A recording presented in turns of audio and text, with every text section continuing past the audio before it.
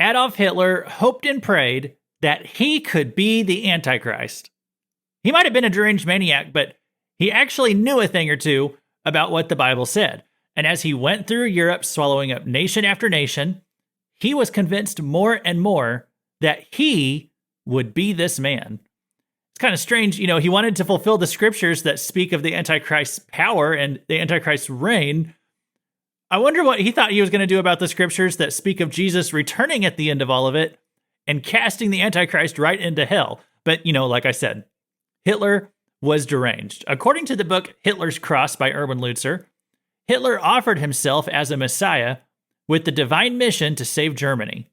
On one occasion, he displayed the whip he often carried to demonstrate that in driving out, this is a quote, "In driving out the Jews, I remind myself of Jesus in the temple." And then he declared another quote, "Just like Christ, I have a duty to my own people." He even boasted that as Christ's birth had changed the calendar, so his victory over the Jews would be the beginning of a new age. What Christ began, he said, I will complete. Well, Hitler didn't get his wish. Not that he didn't still accomplish quite a bit of evil. 6 million Jews murdered, 1/3 of all the Jews in the world. And I've spoken about this on the podcast before, why the devil wants all the Jewish people dead. And the devil's he's going to keep on trying, whether he's doing that through Hitler or whether he's working through the Antichrist himself. The devil's going to keep trying. Now, thankfully, according to scripture, the Antichrist is not going to win either. He's going to be successful in killing 2/3 of the remaining Jews during that 7-year tribulation. He will not succeed in killing all of them. As he is conquesting the land of Israel during that time, he's going to be attacked by another nearby nation, a nation that we've been studying quite a bit here lately on the Cross References podcast, the nation of Egypt. And so on today's episode, you're going to learn 6 things about the Antichrist, including hints about his nationality and his love life. And you're also going to learn about God's plan for Egypt in the end times. There is actually a plan for Egypt during the Great Tribulation. And that plan involves opposing the Antichrist. Have you ever heard about that before? You are going to today on this episode of the Cross References podcast.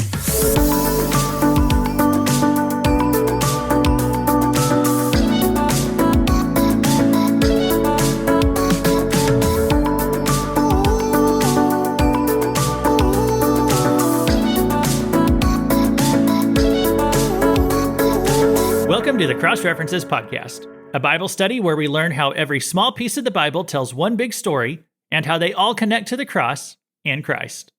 My name is Luke Taylor, and I read Revelation and Daniel side by side because I think these are the 2 key books of the Bible to understanding God's plan for the future and the end of the world. And I don't think you can really understand one without also holding on to the other. And there are 3 key chapters of Daniel that you need to understand if you want to understand the Antichrist. And these are Daniel 8, 9, and 11. Daniel 11 in particular is really interesting. It is the most specific chapter on Bible prophecy in the entire Bible. Daniel 11 talks about many things that a lot of them have already happened, but it talks about them in such detail. Many people refuse to believe that it was even written before those things happened. So it was written by Daniel back in Daniel's lifetime. It speaks of things that happened over the centuries following Daniel, and it is so precise. I mean, so detailed. A lot of people will deny that Daniel even could have written it. One interesting tidbit, in Daniel 11, a messenger angel named Gabriel brings Daniel news of 5 future kings. Now, for us in 2024, 4 of those kings have already lived and died. Ahasuerus, Alexander the Great, Antiochus the Great, and Antiochus Epiphanes.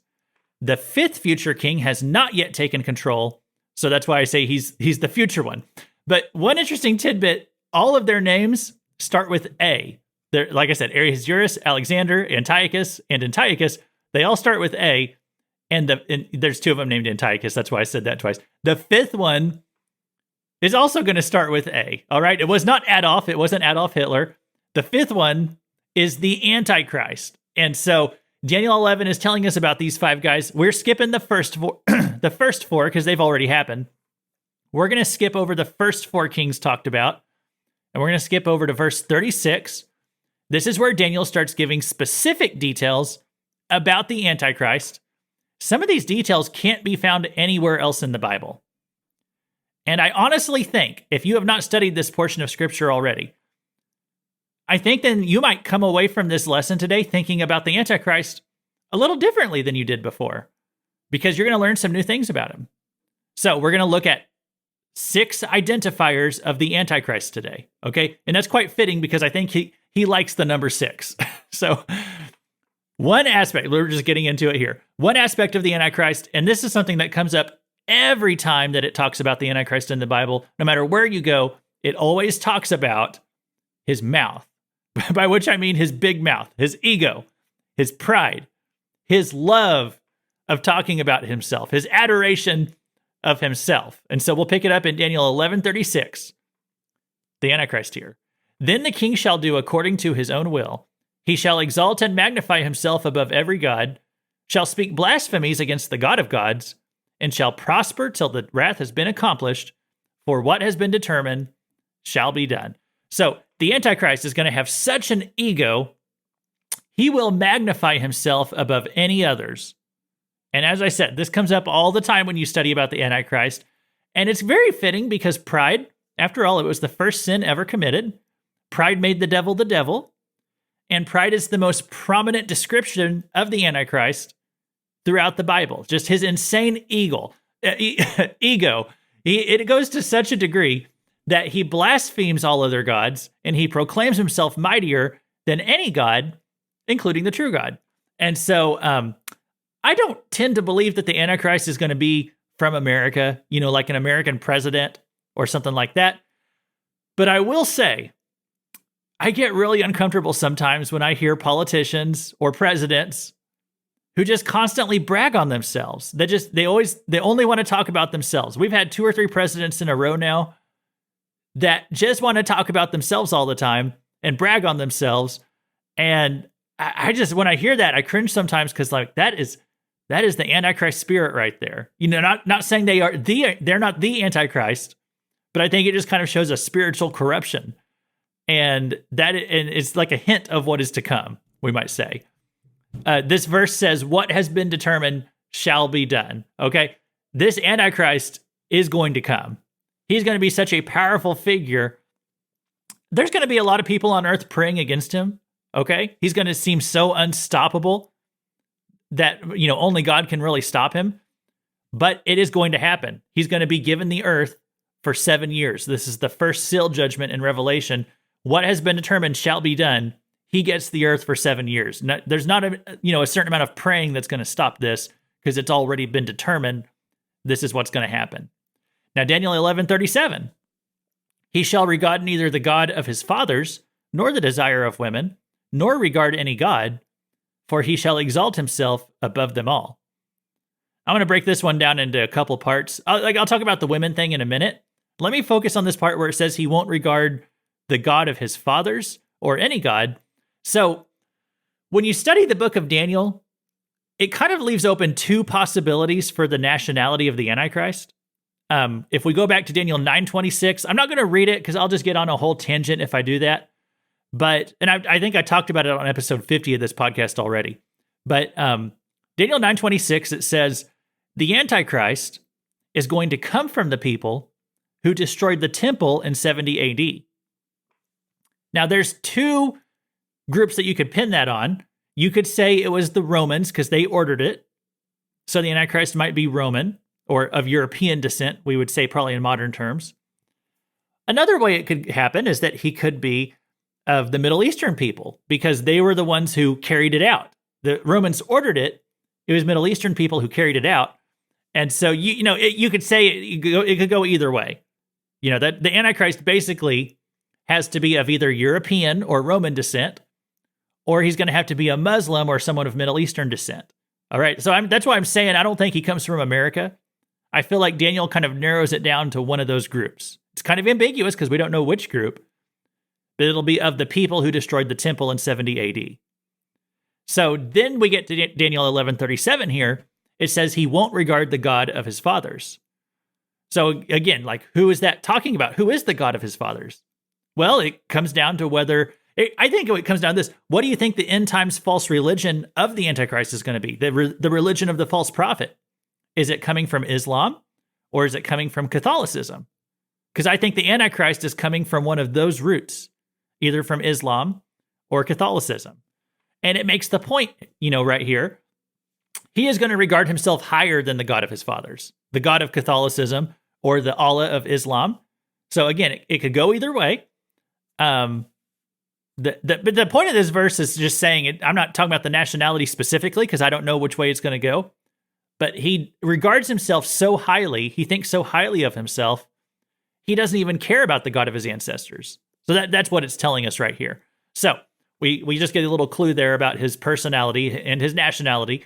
And then we learn also here about his love life. So let me get back to this part where it said he will not regard the desire of women. It's making a comment right there on the Antichrist's sexual desires. Okay, so you could take this a couple of ways. One, you could just take it that he doesn't care about the affection of women. Or some people take this as a hint that the Antichrist is going to be homosexual. And people have wondered about that for a long time. So it's very much a possibility. 30 or 40 years ago, even 20 years ago, it just didn't seem like the world would be willing to fall in line behind an openly gay leader. That seemed implausible. Barack Obama in 2012, or in 2008, he wouldn't even say that he was in favor of gay marriage because that would have made him unelectable. And let's see, that was 15, 16 years ago. And now in modern times, it's just that wouldn't even, that you can be pro-gay marriage in the Republican Party and still get elected. So that's how much society has changed in the past 20 years. Yeah, would the world fall in line behind a gay leader today? Absolutely. It's just amazing how quickly the world changed and how quickly that became accepted by the world at large. Actually, if you go back 4 years ago in America, one of the top candidates for president of the United States was a gay man. He's now in the president's cabinet. So that could be a possibility of where we're going with this Antichrist thing when it says he won't regard the desire of women. Another way of looking at it is not that he's gay. It's just that he's so self-absorbed that he just doesn't even really care about anyone else. And that is kind of also in line with what it's been saying throughout this section of verses. So you can take it either way. But we get a little hint about his love life right there, that he's apathetic or homosexual. We get a hint here about his religion. It says back here in Daniel, verse 1138, but in their place he shall honor a God of fortresses, and a God which his fathers did not know he shall honor with gold and silver, with precious stones and pleasant things. Thus he shall act, and we're going on to verse 39, he shall act against the strongest fortresses with a foreign God, which he shall acknowledge, and advance its glory, and he shall cause them to rule over many, and divide the land for gain. So now it's talking about a God that he does honor. And this is kind of confusing, because just a moment ago, it was saying he didn't care about anyone's God, okay? So that it makes this a little bit hard to understand. This right here is telling us that he is going to honor a God of fortresses. So here's my theory on what this means. The Antichrist, in order to appease some group of people, what he's going to do is he's going to show respect to their God as a way to get them to partner with him. And so again, it's kind of confusing because this is the only verse in the entire Bible of all the verses on the Antichrist. This is the only one that ever talks about him having regard for some other God. So I don't really have another scripture to help me shed light on this. My theory is he's trying to get in with some crowd. He's trying to get some country to join him or help him. So he shows some kind of respect for their God. Okay. And it says a God of fortresses. Now, what would that be? Let's say, for example, let's say he's of European descent. Let's say he's more like the Roman type of Antichrist. Okay. But perhaps he partners with a Muslim nation in some kind of conquest, and he gives Allah the credit for it. So that could be what it's talking about here when it says a God of fortresses, that he'll honor a God of fortresses. Now, another theory I've read is that the God of fortresses just means that the Antichrist is placing all of his hope in his military power. I don't know if I buy that, but that's a possibility, I guess. Okay. So, when we get to the Battle of Armageddon in Revelation and Jesus shows up, there's this moment where he shows up and the Antichrist, he tells all of his armies to direct their firepower at Jesus.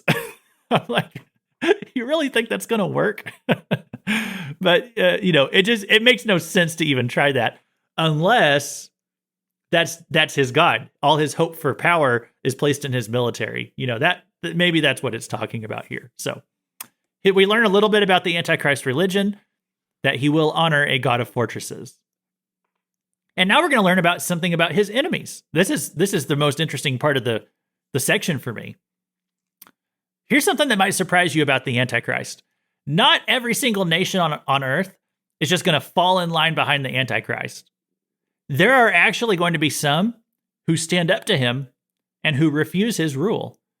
Now, I don't think it's going to be like a large number, okay? I would think the majority of nations on the planet are going to follow the Antichrist. Maybe even 80 or 90%. I think the majority of them will. But there's also places in the Bible where it tells us that some of them will not. And they're going to be punished by him for it. He's going to lash out against them for not falling in line. But there will be some who resist him. This is how I interpret the parable of the sheep and the goats there in Matthew. I think the sheep and the goats are actually talking about nations who either followed the Antichrist or opposed the Antichrist in Revelation. That could be a whole other lesson based on, all on its own, but that's kind of how I interpret that one. So anyway, we'll stay in Daniel for today. Daniel 11:40.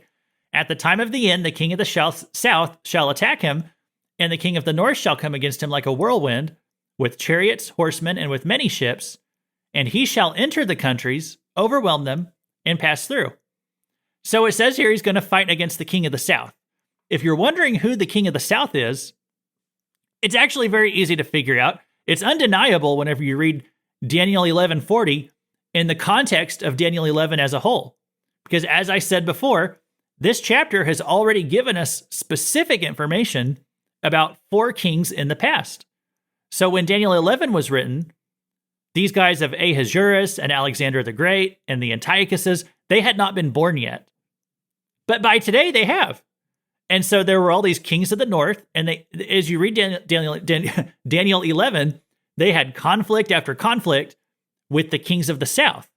And in all those stories, the south was Egypt. So whenever we read these verses at the end of Daniel 11, as the Antichrist goes to war with the king of the south, we can easily understand who he's talking about. It's talking about Egypt. So Egypt is going to be one of the countries that stands against the Antichrist and actually attacks his territory. So, and perhaps the Antichrist is located in Syria at this time, because that was where the north was as this was going on. But Egypt is going to be put down. When they resist, it says they are put down like a whirlwind, is what it said. So he's going to put them down. He's going to overwhelm them. And in verse 41, he shall also enter the glorious land, and many countries shall be overthrown. But these shall escape from his hand: Edom, Moab, and the prominent people of Ammon. He shall stretch out his hand against the countries, and the land of Egypt shall not escape. So Egypt is, sorry to say, because they're resisting him, but he's going to just wipe them out. And the glorious land that it spoke of right there, that is Israel. So Israel, if you look on a map, Israel is right in between Syria and Egypt. So every time these kings would have conflicts with each other, Egypt versus Syria, Israel was always caught right up in the middle of it. And that's going to happen again in the tribulation. Okay, so all of that gives the Antichrist an opportunity to invade Israel. So I would put this, what it's talking about here with Egypt, I would place this in the last half of the tribulation, probably towards the end, because at the midpoint of the tribulation, that's when the Antichrist turns on the Jewish people and he tries to conquer Israel. And it mentions that he overthrows some countries, but there's 3 of them that are going to be unaffected. It said Edom, Moab, and Ammon. And I can tell you why. Edom, Moab, and Ammon If you read through the Old Testament, they were frequently enemies of the Israelites. If you look at where those nations are today, those three make up just one country, the nation of Jordan. According to other books on prophecy in the Bible, the land of Jordan is going to be the one safe place for the Jews to hide from the Antichrist. Okay? This is when, Jesus said, when you see the abomination of desolation, flee to the mountains and all that. That's what he's talking about, is when the Antichrist turns on the Jewish people and starts trying to wipe them all out. He says, flee to the mountains, but Isaiah says, if they will flee to Jordan, Edom, Moab, and Ammon, they can find refuge there.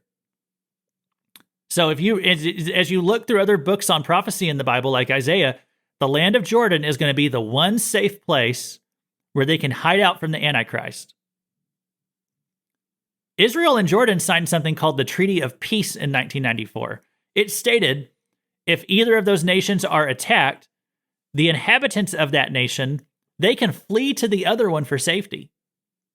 Isn't that amazing? That happened in 1994. And Bible prophecy is like being fulfilled right in front of our eyes. Things are just coming into place.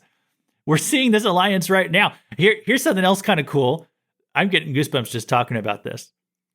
A couple of weeks ago, Iran struck out at Israel. And that was happening as I recorded the previous episode.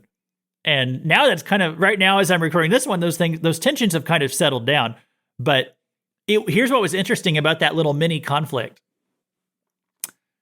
Iran's it's got a few nations in between it and Israel. But whenever they struck out at Israel, some of these Muslim countries that are right next to Israel, they actually became very protective. Like these drones were launched from Iran. They had to fly right over Jordan. And Jordan actually assisted Israel in shooting them down. I found this news article. It's from DW.com. It's not Daily Wire. It's some German news organization. DW.com. The headline said, "Why did some Arab countries appear to help Israel?" And it says, but what got a lot of attention was the fact that the Jordanian Air Force also stepped in to help. Jordan opened up its airspace to Israeli and U.S. planes and also apparently shot down drones that violated its own airspace.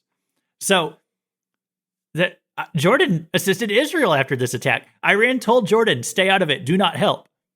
But Jordan helped anyway. And so we're seeing an alliance right now between Israel and Jordan. And the Bible says that is going to hold true even in the tribulation. The Antichrist is going to turn on the Jews. He's going to start trying to kill all of them. And Jordan is going to say, we will protect you. And the book of Isaiah, like I said, it says during the tribulation, they're going to go and hide out over there. They're going to hide at a city called Petra. That's what it actually says. They're going to hide at Petra. Petra is the most heavily protected city in the entire world. If you've watched Indiana Jones 3, The Last Crusade, if you've watched that, you have seen Petra. Okay, they actually go there at the end of that movie. It's like a city built into mountains and full of caves and stuff like that. It's very hard to get into. So if you can get in there, you can protect yourself pretty well and hold off.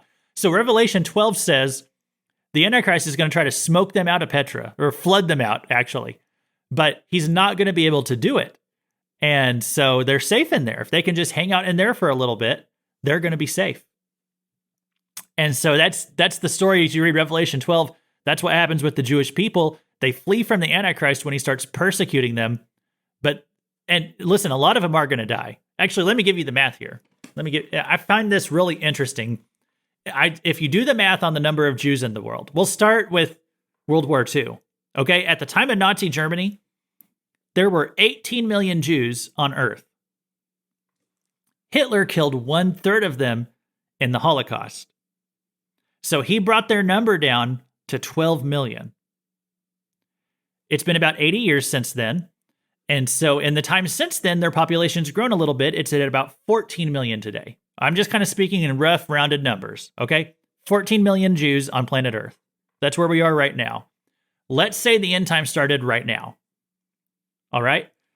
Starting with that number of 14 million. Well, about 1% of Jewish people are saved. And so if the rapture happened right now, 1% of them would be gone. That would leave 13.8 million. Is that right? Yeah, that'd be right. 13.86 million. All right. That would be 1% of all the Jews. All right. Then the seal judgments take place, the 7 seal judgments in the book of Revelation, and 25% of the population at least is going to die from those. So if you take away 25% of the Jewish people, that brings you down to 10.39 million. Then you have the trumpet judgments in Revelation, and the trumpet judgments are going to take an additional 1/3 of mankind. So you take away 33% of the remaining Jews, and you're at 6.8 million. Then Zechariah 13:8 tells us that the Antichrist, when he starts killing the Jews, he's going to kill 2/3 of them. All right. So of that 6.8 million, you take away 2/3 of that, and you're left with 2.26 million.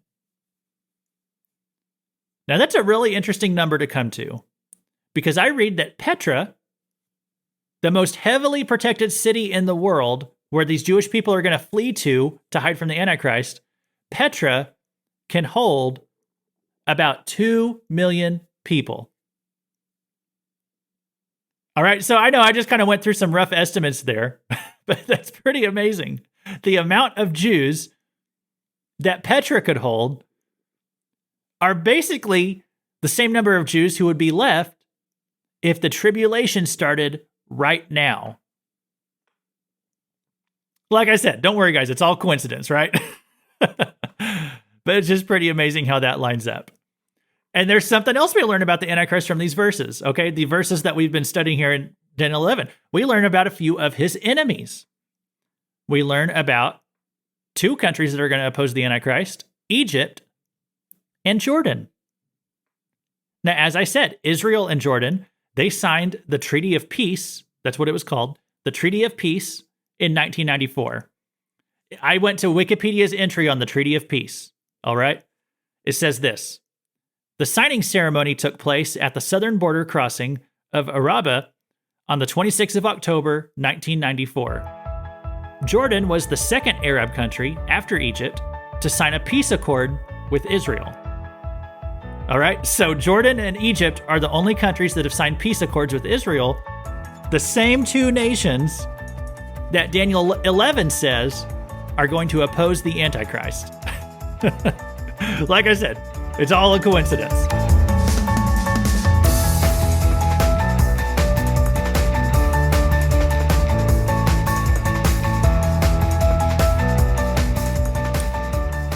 I'll tell you something else about these verses before we go today. Let's read about the Antichrist's palace that's talked about here in Daniel 11. So verse 43. He shall have power over the treasures of gold and silver, and over all the precious things of Egypt. Also the Libyans and Ethiopians shall follow at his heels. But news from the east and the north shall trouble him. Therefore he shall go out with great fury to destroy and annihilate many. So it says he's fighting against Egypt there and he's plundering them. But then he gets news from the east. That's probably referring to China. Okay? If you go look at Revelation, the second to last judgment in the book of Revelation is that the Euphrates River dries up. And this paves the way for the kings of the east, like I said, most likely China, maybe some others like Japan or India, they could be coming too. But the kings of the east come along, and they bring an attack against the Antichrist. Or perhaps China is making a play for Israel. But the Antichrist does not want to let them have it. So the idea of the tribulation, it's not this idea that he just gets 100% of all the nations on the earth to join against him. To join with him against Israel. A lot of people think that because of a verse in Zechariah 12, and I think they're taking it a little bit too literally over there. That's not the testimony of the rest of Scripture. There are going to be numerous nations who actually oppose and rise up against the Antichrist. Now, because God has handed the world over to the Antichrist for 7 years, they're not going to win against him. Okay, but they're not going to submit to him either. And so by the end of that 7-year period, it looks like he's looking pretty weak by the end of the tribulation. He's probably panicking, okay?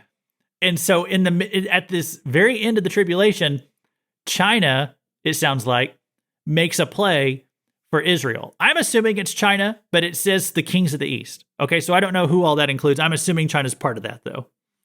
And a lot of people question where the USA is when it comes to Bible prophecy because, we're such a big powerhouse on the world scene. It's a little interesting, where are they in all of this? I think the US is just kind of collapsed by this point. But here's what's interesting, though. China is another big powerhouse on the world scene. A lot of people don't really ask where China is in Bible prophecy. I think you can find it. I think it's referred to here as one of these Eastern nations, and they cross the dried up Euphrates River. So they're coming for the land of Israel. And the Antichrist panics about this. And so he goes back over to that territory to confront them, and he's going to fight over Israel. And I think this is all just really the Battle of Armageddon. It's all the armies of the earth gathering together. It says in verse 45, "And he shall plant the tents of his palace between the seas and the glorious holy mountain, yet he shall come to his end, and no one will help him." So the verse gives us another detail there about the Antichrist. Right at the end of the tribulation, he sets up a palace in Israel near Jerusalem. But it's a very temporary palace. It's called a tent palace right here. And it's not getting finished because once he meets up with China at Megiddo, the Battle of Armageddon is going to take place. And that's the end. Jesus shows up and it's all over. The Antichrist is obliterated. China is obliterated. Prophecy is fulfilled. Said it right there. Yet he shall come to his end and no one will help him. So we're going to close down in just a minute, guys. But that kind of wraps up what I've been talking about here on Egypt over the past couple months. So we talked about Egypt so much here lately. And we finished this section. We finished the section of Ezekiel on the Gentile nations now. And now I'm going to start preparing for where we go next in our study of that book. We're going into chapter 33. And this opens up a huge section of Ezekiel, really the rest of the book, which is going to be much more positive and much more future, like looking toward the future. So that's going to start in June. In the month of May on this podcast, I want to share something a little bit different. We're going to be sharing a conversation with my friend Nate Vinio. And Nate is the host of the Something to Gnaw On podcast. And we had a conversation. He kind of interviewed me about the book of Ezekiel. And he aired that a couple months ago, but he's given me permission to share it with you all right here. And you know what, guys? I've spent so much time inspecting like the trees of Ezekiel. Nate really just brought me back out to look at the whole forest. And so I want you to listen to it because, you might be saying, oh, I've heard all this stuff. I've been listening to the podcast. I already know what Luke thinks of Ezekiel. But as I talked to Nate Vinio on that podcast, there's some like insights that came up, things that he said, things that even I said that I had not considered when I was working through Ezekiel on my own. But when we put our heads together, like a lot of good stuff came out. So make sure you're subscribed to this podcast so you can get that conversation. It's going to start next Monday. And that's what's going to air for 3 weeks during the month of May. I'm going to take off the holiday week of Memorial Day and then come back in June. And we'll start the next major section of Ezekiel with chapter 33. In the meantime, if you want to get in touch, my email is crossreferencespodcast@gmail.com. So in closing, I want to read this quote from Bible teacher John Walvoord. It says, "Taken as a whole, Daniel 11:36-45 is a description of the closing days of the times of the Gentiles, specifically the Great Tribulation with its world ruler, world religion, and materialistic philosophy. In spite of its satanic support, the world government fragments into sectional disputes, and a great world war, which climaxes with the second advent of Christ. This brings the times of the Gentiles to close with the destruction of the wicked rulers who led it." And Pastor David Jeremiah, he also says this about the chapter: "God gave us Daniel 11 to demonstrate in one little section of prophecy that when he says something is going to happen, it will happen exactly as he says it will." So Daniel 11's prophecies have already been proven by the past, so we can trust that the remaining prophecies will take place just as God said they would in the future.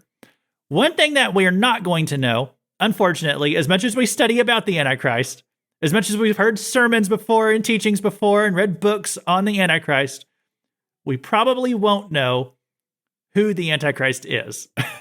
I sometimes feel like our work in studying the tribulation and the Antichrist, I sometimes feel like it hasn't been for us.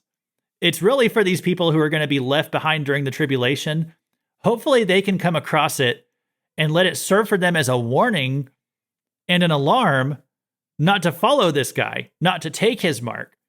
Perhaps somebody during the tribulation, perhaps they will find this podcast episode and they will learn about what's happened and understand what's coming.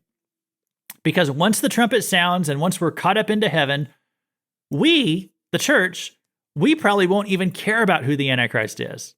While this chaos is unfolding down on earth, we're going to be attending something called the marriage supper of the Lamb.